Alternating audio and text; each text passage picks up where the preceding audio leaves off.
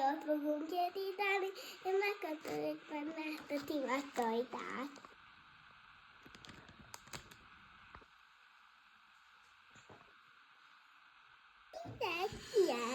Itt ilyen alájuk volt.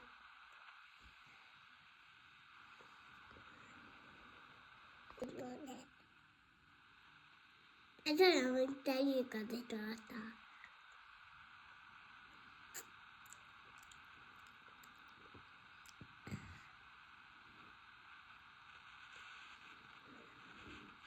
Finom? Aha. Tegyük az italtal. Csak is.